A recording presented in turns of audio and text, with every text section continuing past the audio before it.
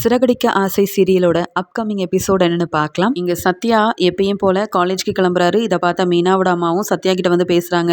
சத்யா, நடந்த பிரச்சனை எல்லாத்தையுமே மறந்துட்டு இப்பதான் நீ காலேஜுக்கு போயிட்டு இருக்க.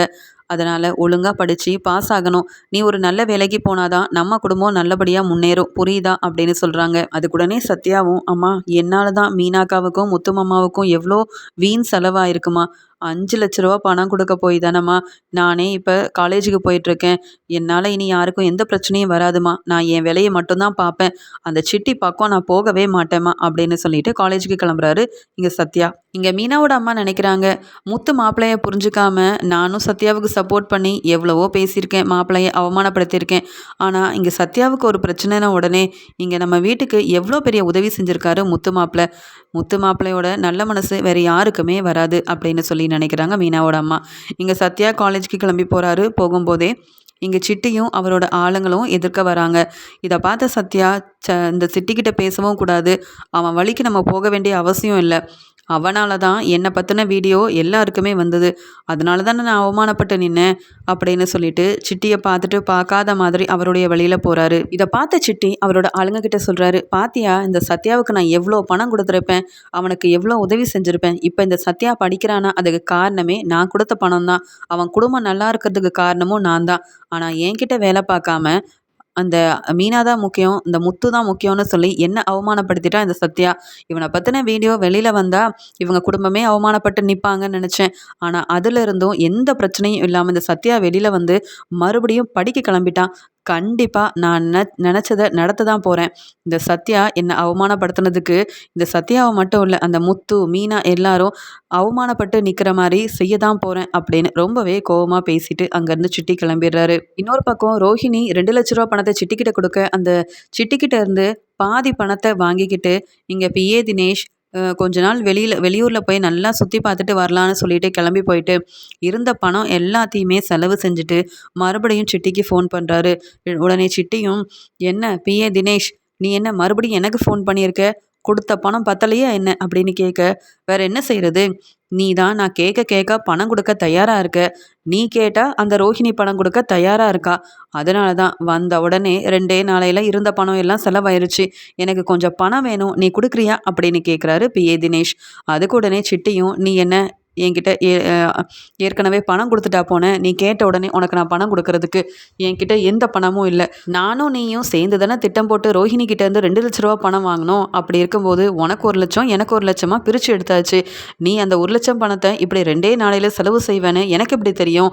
மீதி இருக்கிறது என் பங்கு பணம் தான், அதை கேட்டால் நான் எப்படி தர முடியும் அப்படின்னு கேட்க, சரி நீ உன் பங்கு பணத்தை தர வேண்டாம், ரோஹிணி கிட்ட கேட்டால் தான் நிறைய பணம் தருவாளே, அவளோட வீட்டுக்காரர் அந்த மனோஜ் தான் இப்போ பெரிய பிஸ்னஸ்மேனாக இருக்கான், நீ எவ்வளோ பணம் கேட்டாலும் ரோஹிணி கண்டிப்பாக தருவா, நீ எதுக்கு வந்து உன் பணத்தை எனக்கு கொடுக்கணும் அப்படின்னு தினேஷ் கேட்கும்போது உடனே சிட்டியும், இப்போ தான் பணம் வாங்கியிருக்கேன் அந்த ரோஹிணி கிட்ட, மறுபடியும் பணம் கேட்டால் அவங்களுக்கு சந்தேகம் வந்துடாதா, நீயும் நானும் ஒன்று சேர்ந்து தான் திட்டம் போட்டு இப்படி பணம் வாங்குறேன்னு கண்டுபிடிச்சா பெரிய பிரச்சனை ஆயிரும், பணமும் கிடைக்காது, அதுக்கு மேலே நம்ம போடுற திட்டமும் செயல்படாமல் போயிடும் அப்படின்னு சொல்ல, அதெல்லாம் ஒன்றும் நடக்காது, நான் சொன்ன மாதிரி செய், ஏற்கனவே நீ வந்து என்னை மருத்துவத்துக்காக வெளியில் அனுப்பியிருக்கிறதா சொல்லியிருக்க, மேற்கொண்டு முழுசாக நான் குணமாகணும்னா இன்னும் 5 லட்ச ரூபா பணம் வேணும் அப்படின்னு சொல்லி ரோஹிணி கிட்ட கேளு, கண்டிப்பாக அவள் பணத்தை எப்படியாவது ஏற்பாடு செஞ்சு தருவா, அந்த பணத்தில் பாதி உனக்கு பாதி எனக்கு, நானும் வெளியூரில் கொஞ்ச நாள் இருந்து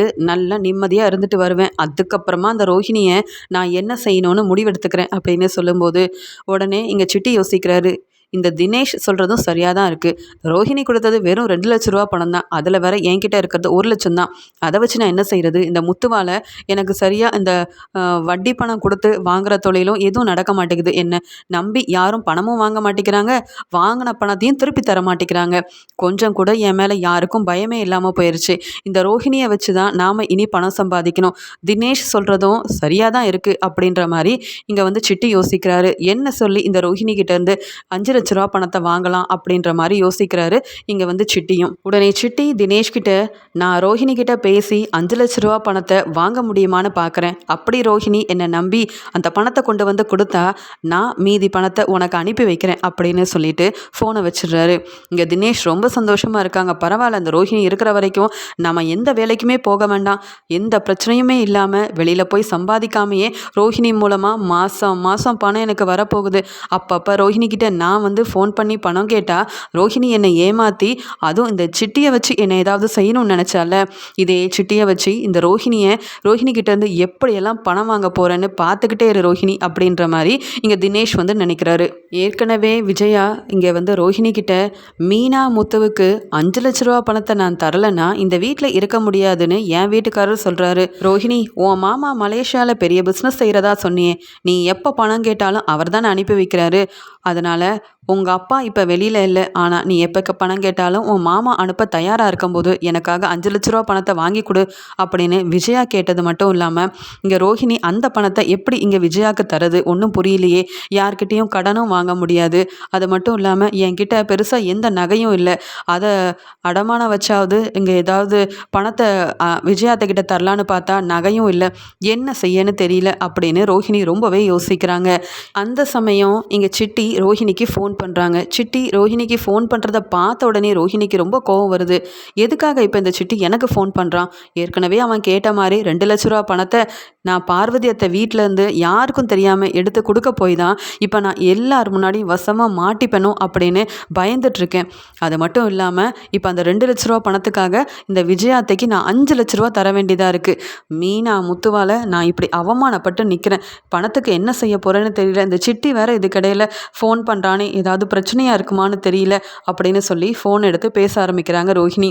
உடனே சிட்டியும், என்ன ரோஹிணி, அப்போல்லாம் ஃபோன் பண்ண உடனே எடுத்து பேசுவீங்க, இப்போ என்ன எதுவும் பேச மாட்டேங்கிறீங்கன்னு கேட்க, ஆமாம் சிட்டி, நீ கேட்ட மாதிரியே பணத்தை கொடுத்துட்டேன், இப்போ எதுக்கு எனக்கு ஃபோன் பண்ணுற, எனக்கு நிறைய வேலை இருக்குது அப்படின்னு சொல்கிறாங்க. அதுக்குடனே சிட்டியும், என்ன ரோஹிணி, உங்களுக்கு மட்டும்தான் வேலை இருக்குது, நான் சும்மா இருக்கேன்னு நினச்சிட்டு இருக்கீங்களா? எனக்கும் நிறைய வேலை இருக்குது. உங்களுக்கு உதவி செய்ய போய் எனக்கு தான் நிறைய பிரச்சனை வருது. அதனால தான் அதை சொல்கிறதுக்காக தான் ஃபோன் பண்ணேன்னு சொல்ல, என்ன சொல்கிறீங்க சிட்டி, எனக்கு ஒன்றுமே புரியலையே, என்ன பிரச்சனை அப்படின்னு கேட்குறாங்க ரோகிணி.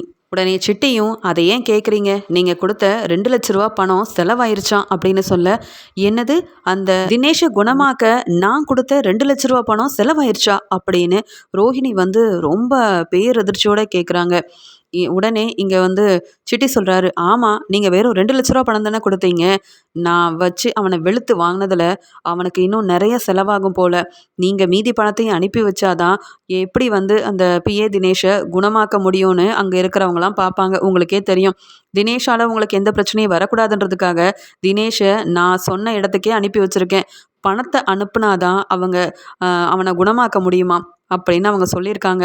நானா என்கிட்ட இருக்கிற பணத்தை கொடுக்க முடியும்? அது மட்டும் இல்லாமல் நீங்கள் தானே இப்போ பிஏ தினேஷ் இப்படி இருக்கிறதுக்கே காரணம். நீங்கள் மட்டும் என்கிட்ட உதவி கேட்டு வரலன்னா அவனை நான் வெளுத்து வாங்கியிருக்க மாட்டேன், அவனும் இப்போ இந்த நிலமையில இருக்க மாட்டான். அதனால தான் இதை பற்றி உங்ககிட்ட பேசுகிறதுக்காக ஃபோன் பண்ணேன் அப்படின்னு கேட்க, உடனே ரோஹிணியும், என்ன சொல்கிறீங்க, அப்போ அந்த தினேஷ்க்கு குணமாக வாய்ப்பே இல்லையா, இன்னும் நிறைய பணம் கொடுக்க வேண்டியதாக இருக்குமா அப்படின்னு கேட்கும்போது, ஆமாங்க, மேற்கொண்டு 5 லட்ச ரூபா பணம் கேட்குறாங்க, அதுவும் வெறும் 1 மாதத்துக்கு. 1 மாதம் கழிச்சு அவங்க எவ்வளோ பணம் கேட்குறாங்களோ அதை நீங்கள் கொடுத்து தான் ஆகணும் அப்படின்னு சொல்ல, என்ன சொல்கிறீங்க, இந்த மாதத்துக்கு 5 லட்ச ரூபா பணம், மேலே இன்னும் நிறைய பணம் கேட்டாங்களாம், என்னால் எப்படிங்க தர முடியும் அப்படின்னு ரோஹிணி, நான் அமைதியாக இருந்திருக்கலாம், உங்ககிட்ட வந்து உதவி கேட்க இப்போ எனக்கு தான் நிறைய பிரச்சனை வருது. ஏற்கனவே இங்கே எனக்கு பண பிரச்சனை நிறைய இருக்குது, அதையே எப்படி சமாளிக்க போகிறேன்னு தெரியல. இதில் நீங்கள் வேறு அப்பப்போ வந்து ஃபோன் பண்ணி 2 லட்ச ரூபா கொடு, 5 லட்ச ரூபா கொடுன்னு பணம் கேட்டால் என்னால் எப்படி சிட்டி தர முடியும்? உங்களுக்கே தெரியும், நானே உங்ககிட்ட 3 லட்ச ரூபாய்க்கு மேலே கடன் வாங்கியிருக்கேன். மாதம் உங்களுக்கும் வட்டி பணத்தை கொடுக்கணும்ல. அப்படி இருக்கும்போது நீங்கள் கேட்குறப்பெல்லாம் என்னால் எப்படி பணம் கொடுக்க முடியும்? கொஞ்சமாவது யோசனை செய்யுங்க சிட்டி அப்படின்னு சொல்லிட்டு இங்கே வந்து ரோஹிணி சொல்கிறாங்க, அவ்வளோ பணம் என்கிட்ட கிடையாது, இப்போதைக்கு அந்த பணத்தை என்னால் ஏற்பாடு செய்யவும் முடியாது அப்படின்னு ரொம்ப கோபமாக பேசுகிறாங்க ரோஹிணி. அதுக்குடனே சிட்டியும், நீங்கள் பணம் கொடுக்கலனா பிரச்சனை எனக்கு வராது ரோஹிணி. இப்போ பிஏ தினேஷ்க்கு ஏற்கனவே கல்யாணம் ஆயிடுச்சு. தினேஷ் எங்கன்னு அவங்களுடைய பொண்ணு பொண்டாட்டி ஏதாவது கம்ப்ளைண்ட் கொடுத்தாங்கன்னா எல்லா பிரச்சனைக்கும் நீங்கள் தான் காரணம்னு போலீஸ் கண்டுபிடிச்சிருவாங்க. இதுக்கும் எனக்கும் எந்த சம்மந்தமும் இல்லை. இப்படி செய்ய சொன்னதே இந்த ரோஹிணி தான்னு பிரச்சனையை உங்கள் பக்கம் திருப்பிடுவேன். அதனால் வசமாக மாட்ட போகிறது நீங்கள் தானே தவிர்த்து நான் இல்லை. உங்களுக்கு உதவி செய்கிறதுக்காக தான் பிஏ தினேஷ் இங்கே இருந்தால் சரிப்பட்டு வராதுன்னு நான் சொன்ன இடத்துக்கு அனுப்பியிருக்கேன். ஆனால் அதுக்குண்டான செலவெல்லாம் நீங்கள் தானே பார்த்துக்கணும். நானும் அங்கே அந்த பிஏ தினேஷை குணமாகறதுக்கு 2 லட்ச ரூபா தான் செலவாகும்னு நினச்சேன். ஆனால் அங்கே போனதுக்கு அப்புறமா தானே எனக்கே தெரியுது அங்கே அந்த பிஏ தினேஷுக்கு நான் ரொம்ப அதிகமாக வெளுத்து வாங்கிட்டேன் போல். அதனால் அவன் குணமாக ரொம்ப கஷ்டமாக வாய்ப்பே இல்லையாம். அதனால் நான் சொன்ன பணத்தை அனுப்புனாதான் பிஏ தினேஷ் கண்ணே முழிப்பானா. நீங்கள் வேறு எதுவும் பேசினாலும் இப்போதைக்கு நான் கேட்க தயாராக இல்லை. கேட்ட பணத்தை கொடுங்க, அப்போ தான் உங்களுக்கு பிரச்சனை வராதுன்னு சொன்ன உடனே ரோஹிணி கண்ணெல்லாம் கலங்கிறது. என்ன செய்ய போகிறேன்னு தெரியல. ஏற்கனவே இங்கே விஜயாத்தை 5 லட்ச ரூபா பணம் கேட்குறாங்க. அதையே இங்கே வந்து மலேசியாவில் இருக்க என் மாமா கிட்ட கேட்டு வாங்கி கொடு அப்படின்னு சொல்கிறாங்க. இங்கே இன்னொரு பக்கம் இந்த சிட்டி பணத்தை கேட்டால் நான் எப்படி பணத்தை ஏற்பாடு செய்ய போகிறேன்னு தெரியலையே அப்படின்னு யோசிக்கிறாங்க ரோஹிணி. வேறு வழி இல்லை. இங்கே சிட்டிக்கும் பணம் கொடுக்கணும், விஜயாத்தைக்கும் பணம் கொடுக்கணும். எப்படியாவது ஏற்பாடு செஞ்சு தான் ஆகணும். அப்போ தான் நம்ம பக்கம் பிரச்சனை வராது அப்படின்னு சொல்லிட்டு உடனே ரோஹிணியும் நீங்கள் சொன்ன மாதிரி 5 லட்ச ரூபா பணத்தை ஏற்பாடு பண்ணுறேன் சிட்டி. ஆனால் கொஞ்சம் நாளைக்கு எனக்கு ஃபோன் பண்ணாதீங்க. அது மட்டும் இல்லாமல் பணத்தெல்லாம் ஏற்பாடு பண்ணிவிட்டு நானே கொண்டு வந்து கொடுக்குறேன். அது வரைக்கும் நீங்கள் ஃபோன் பண்ணாமல் இருங்க சிட்டி, அதுவே போதும் அப்படின்னு சொல்லிட்டு ஃபோனை வச்சுடுறாங்க ரோஹிணி. ரோஹிணி பணத்தை ஏற்பாடு பண்ணி தரேன்னு சொன்னதை கேட்டு சிட்டி ரொம்ப சந்தோஷப்படுறாங்க. பரவாயில்லையே, இந்த ரோஹிணி சாதாரண ஆளுன்னு நினச்சேன். ஆனால் கேட்டப்பெல்லாம் பணத்தை கொடுக்குறத பார்த்தா இவங்க ஏதோ பெரிய தப்பு பண்ணியிருப்பாங்க போல். இந்த தினேஷுக்கு இந்த ரோஹிணியை பற்றின எல்லா உண்மையும் தெரிஞ்சிருக்கு. அதனால தான் இங்கே தினேஷை பற்றி சொன்னாலே ரோஹிணி ரொம்ப பயந்து போய் பணத்தை தர ஒத்துக்கிறாங்க. இது ஒன்றே போதும், நாம் எந்த ஒரு வேலையும் செய்யாமல் ரோஹிணி மூலமாகவே இங்கே நல்ல பணம் சம்பாதிக்கலாம் போல் அப்படின்ற மாதிரி யோசிக்கிறாரு இங்கே சிட்டி. இங்கே ரோஹிணி என்ன செய்யனே தெரியாமல் வித்யாவோட வீட்டுக்கு கிளம்பி போகிறாங்க. வித்யாவும் என்ன ரோஹிணி ஃபோன் பண்ணாமல் என்ன பார்க்க வீட்டுக்கே வந்திருக்கேன்னு கேட்க, வேறு வழி தெரியல வித்யா. செஞ்ச ஒவ்வொரு தப்புக்கும் சொன்ன ஒரு பொய்க்கும் தினமும் நான் பயந்துக்கிட்டே இருக்கேன் தெரியுமா. அந்த சிட்டி ஃபோன் பண்ணான் அப்படின்னு சொல்லும்போது, அதான் சிட்டி கேட்ட மாதிரி 2 லட்ச ரூபா பணத்தை கொடுத்துட்டியே, அப்புறம் அந்த சிட்டி எதுக்காக உனக்கு ஃபோன் பண்ணியிருக்கான் அப்படின்னு கேட்குறாங்க வித்யா. அதுக்கு ரோஹிணியும், அதை ஏன் கேட்குற வித்யா, நான் நினைக்காத எல்லாம் நடந்துட்டுருக்கு, நினச்ச எதுவுமே நடக்கலை. நான் ஏற்கனவே 2 லட்ச ரூபா பணம் கொடுக்க அந்த சிட்டி சொன்ன மாதிரியே இந்த தினேஷை அவர் சொன்ன இடத்துக்கு அனுப்பிட்டாரு. ஆனால் பணம் எல்லாம் செலவாயிருச்சான். இனி இந்த தினேஷ் கண் முழிக்கணும், அவர் நல்லா குணமாகணும்னா மேற்கொண்டு 5 லட்ச ரூபா பணம் நான் கொடுக்கணுமா. அந்த பணம் கொடுத்தாதான் அவங்க வந்து இந்த தினேஷை வந்து குணமாக்குவாங்களாம் அப்படின்னு ஃபோன் பண்ணி பணத்தை கேட்டான். என்ன செய்யனே தெரியாமல் நானும் என்னென்னவோ சொல்லி சமாளித்தேன். பணம் கொடுத்தாதான் உங்களுக்கு பிரச்சனை வராது, இல்லைனா பிஏ தினேஷ்க்கு ஏதாவது ஆயிடுச்சுன்னா என்னை வந்து போலீஸ் விசாரிச்சா கூட நீங்கள் தான் எல்லாத்துக்கும் காரணம்னு உங்களை நான் சொல்லிடுவேன் அப்படின்னு சிட்டி வர சொல்கிறான். என்ன செய்யனே தெரியல, அதான் உன்னை பார்க்கறதுக்காக வந்தேன் அப்படின்னு சொல்கிறாங்க ரோஹிணி. உடனே வித்யாவும், என்ன ரோஹிணி சொல்கிறேன், இந்த சிட்டியா இப்படி சொன்னால் நான் நினைக்கிறேன் உன்னை வச்சு அவங்க நல்லா சம்பாதிக்க பார்க்குறான்னு நினைக்கிறேன். ஆமாம், இந்த சிட்டி இப்போ 5 லட்ச ரூபா பணம் கேட்ட உடனே தரேன்னு ஒத்துக்கிட்டியே, உன்கிட்ட ஏது அவ்வளோ பணம். ஏற்கனவே 2 லட்ச ரூபா கொடுக்கறதுக்கே யாருக்கும் தெரியாமல் பார்வதி அத்தை வீட்டில் இருந்த பணத்தை எடுத்திருக்க. அதனாலயே எப்போ நீ பிரச்சனையில் மாட்ட போறியோன்னு நானே பயந்துட்டுருக்கேன். என்னை பார்க்க வந்தால் மட்டும் உனக்கு என்ன 5 லட்ச ரூபா பணம் கிடைக்க போகுதா, எங்கே போய் கடன் வாங்க போறியோ தெரியல அப்படின்னு சொல்கிறாங்க வித்யா. அதுக்குடனே ரோஹிணியும், எங்கள் அத்தையும் 5 லட்ச ரூபா பணம் கேட்குறாங்க, சிட்டியும் உடனே 5 லட்ச ரூபா பணத்தை கொடுத்தாதான் பிரச்சனை வராதுன்னு சொல்கிறான். நான் என்ன செய்யனே தெரியல. பேசாமல் இந்த மனோஜை கல்யாணம் பண்ணாமல் நிம்மதியாக தனியாக இருந்திருக்கலாம் போல. என் பையனை பிரிஞ்சு என் அம்மாவை பிரிஞ்சு மனோஜ் கூட சந்தோஷமாக இந்த வீட்டில் வாழ போகிறேன் அப்படின்ற ஆசையில் நிறைய பொய் சொல்லிட்டேன்.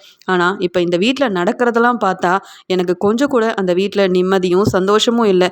பணம் இருந்தால் மட்டும்தான் அந்த வீட்டுக்கு நான் மருமகளாக இருக்க முடியும்னு விஜயாத்தை நினைக்கிறாங்க. இன்னொரு பக்கம் நான் சொன்ன பொய்யால் நான் வசமாக மாட்டிக்க கூடாதுன்றதுக்காக அந்த சிட்டி என்கிட்ட 5 லட்ச ரூபா பணம் கேட்குறான். நான் என்ன செய்யறதுனே தெரியல அப்படின்னு வித்யா கிட்ட சொல்லி ரொம்பவே அழுகிறாங்க ரோகிணி. உடனே வித்யாவும், என்ன சொல்கிறதுன்னு தெரியல, உனக்கு ஆறுதல் சொன்னாலும் உன் பிரச்சனைக்கு ஒரு முற்றுப்புள்ளி வைக்க முடியாது. நீ தான் பொய் சொல்லியிருக்க, வரக்கூடிய எல்லா பிரச்சனையும் நீ தானே ரோஹிணி சமாளிச்சாகணும்.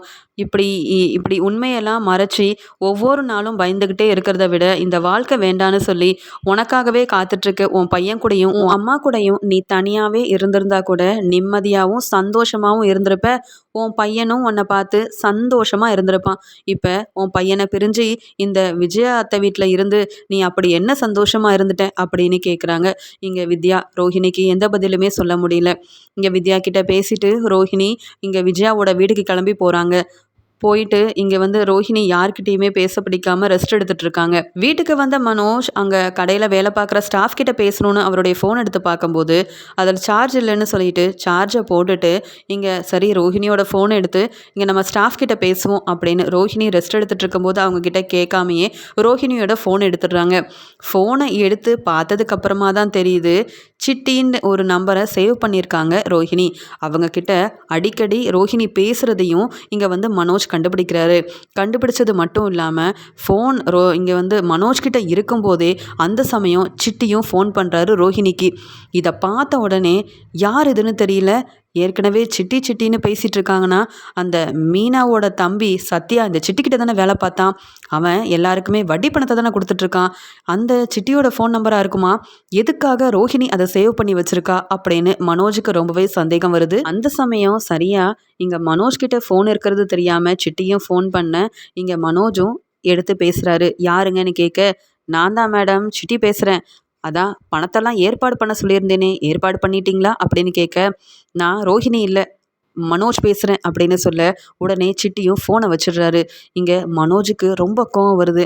நாம் பேசுகிறோன்னு சொன்ன உடனே அந்த சிட்டி ஃபோனை வச்சுட்டான் அப்படின்னு சொல்லி ரொம்ப கோவமாக பார்க்குறாங்க. ரோஹிணியும் மனோஜோட சத்தத்தை கேட்டுட்டு அங்கே போக மனோஜ்கிட்ட தான் ஃபோன் இருக்கிறத பார்த்த உடனே இங்கே ரோஹிணி ரொம்பவே பயந்துடுறாங்க. ஏன் மனோஜ் ஏன் ஃபோனை எடுத்த அப்படின்னு கேட்க, ஏன் நான் உன் ஃபோனை எடுக்கக்கூடாதா? ஏன் நிறைய உண்மையை மறைச்சிருக்கியா? யார் யாருக்கெல்லாம் ஃபோன் பண்ணியிருக்க? ஆமாம் அந்த சிட்டி யார் அப்படின்னு சொல்லி இங்கே மனோஜ் ரொம்பவே கோவமாக கேள்வி கேட்க, சிட்டியா எனக்கு யாருன்னே தெரியாதே அப்படின்னு சொல்ல பொய் சொல்லாத ரோஹிணி. இப்போ சிட்டி தான் ஃபோன் பண்ணான். ஏதோ 5 லட்ச ரூபா பணத்தை ஏற்பாடு பண்ண சொல்லியிருந்தானாமே, எதுக்காக? நீ எதுக்கு சிட்டிக்கு பணம் கொடுக்கணும் அப்படின்னு ரொம்ப கோவமாக மனோஜ் கேட்கும்போது அங்கே ரோஹிணியும் எந்த பதிலுமே சொல்லாமல் திருன்னு முழிக்கிறாங்க. மனோஜ் நீ என்ன சந்தேகப்படுறியா? அதான் கேள்விக்கு மேலே கேள்வி கேட்குறியான்னு ரோஹிணியும் இங்கே வந்து பதிலுக்கு பதில் பேசிகிட்டு இருக்காங்க. இப்படி 2 பேரோட சத்தம் கேட்ட விஜயாவும் அங்கே வந்துட்டு, மனோஜ் என்னாச்சு மனோஜ், ஏன் இவ்வளோ சத்தமாக ரோஹிணி கிட்ட பேசுகிற அப்படின்னு கேட்குறாங்க விஜயா. உடனே மனோஜும், அம்மா ரோஹிணியோட ஃபோன் எடுத்து பார்த்தேன். நானே என் ஸ்டாஃபுக்கு ஃபோன் பண்ணணும்னு சொல்லி தாம்மா ஃபோன் எடுத்தேன். ஆனால் அந்த சிட்டி ரோஹிணிக்கு ஃபோன் பண்ணான். நான் தாம்மா ஃபோனை எடுத்து என்னன்னு கேட்டதுக்கு, மேடம் சீக்கிரமாக 5 லட்ச ரூபா பணத்தை ஏற்பாடு பண்ணுங்க, இல்லைனா பிரச்சனை உங்களுக்கு வந்துடும் அப்படின்னு சொன்னான். ஏன் நான் மனோஜ்னு சொன்ன உடனே ஃபோனை வச்சுட்டாமா. எனக்கு என்னவோ இந்த ரோஹிணி மேலே ரொம்பவே சந்தேகமாக இருக்குது. இவ ஏதோ பொய்யெல்லாம் சொல்லி நம்மளை ஏமாத்தியிருக்கா போல, இவன் நிறைய தப்பு பண்ணியிருக்கா போலமா. என்ன ஏது அந்த சிட்டி எதுக்கு உங்ககிட்ட 5 லட்ச ரூபா பணத்தை கேட்டான்னு கேட்டு விசாரிச்சா எந்த பதிலும் சொல்லாமல் திருன்னு முழிக்கிறா. நீங்களே கேளுங்கம்மா உங்கள் மருமக கிட்ட அப்படின்னு சொல்ல விஜயா யோசிக்கிறாங்க. அந்த சிட்டி வந்து அந்த மீனாவோட தம்பி சத்யா வேலை பார்த்த அந்த சிட்டி தானே, அவன் தான் வட்டி பணத்தை கொடுத்து அங்கே இங்கேன்னு நிறைய பிரச்சனை செய்கிறவன்னு மீனாவும் முத்துவும் ஏற்கனவே சொல்லியிருக்காங்களே. எதுக்கு அந்த சிட்டி இந்த ரோஹிணிக்கு ஃபோன் பண்ணணும்? எனக்கு ரொம்ப ரோஹிணி மேலே சந்தேகமாக இருக்குது. ரோஹிணி நிறையா பொய் சொல்லியிருக்கா போலயே. நான் கேட்ட 5 லட்ச ரூபா பணத்தை தரவே யோசிக்கும் ரோஹிணி அந்த சிட்டிக்கு எதுக்காக 5 லட்ச ரூபா பணத்தை தரணும்? மனோஜ் கேள்வி கேட்டால் எந்த பதிலும் சொல்லாமல் அமைதியாக இருக்க ரோஹிணி. இப்படி ரோஹிணி திருன்னு முழிக்கிறத பார்த்தா இந்த ரோஹிணி மேலே ரொம்ப சந்தேகமாக இருக்குது. இவ மனோஜ்கிட்டையும் என்கிட்டையும் நிறைய உண்மையை மறைக்கிறா, நிறைய பொய் சொல்லியிருக்கா. அது என்ன ஏதுன்னு கண்டுபிடிக்கணும்னு சொல்லி இங்கே விஜயா எந்த கேள்வியும் கேட்காம ரோஹிணியை பார்த்து ரொம்பவே சந்தேகப்பட ஆரம்பிக்கிறாங்க.